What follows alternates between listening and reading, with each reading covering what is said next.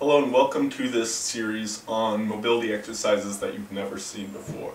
Now these exercises are great themselves, I recommend you try them out, but really my point here is that by engaging in an intuitive mobility practice, practice where your body guides you rather than the other way around, you can open up your body into new movement patterns. So these exercises that I'm going to be showing you, I didn't learn from a book or a guru or something like that, but my body helped me to develop them myself.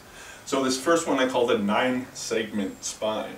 Now most people familiar with the spine know that it's generally divided up into the lumbar spine, the low spine, the thoracic spine, the middle spine, and then the cervical spine, or the neck, the top of the spine.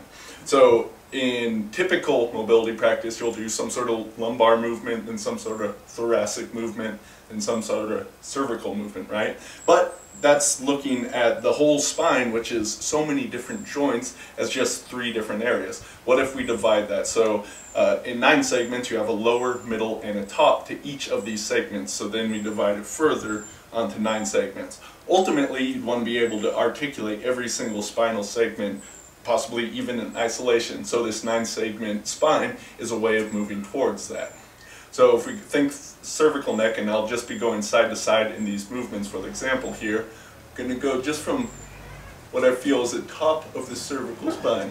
And notice that this looks a little bit different than when I do like the middle of the cervical spine versus the bottom. There's more of a stretch coming in as I'm trying to do the movement from lower down in there. Then with the thoracic, up at the top, kind of thinking of shifting around the collarbone area. And of course the whole spine is going to be moving to some degree as you do this, but as opposed to the middle of the thoracic, you have your fingers over the breastbone is going to be a way to guide that. Then down lower, like the xiphoid process, the solar plexus, and initiating the movement there. And then we go lower into the lumbar,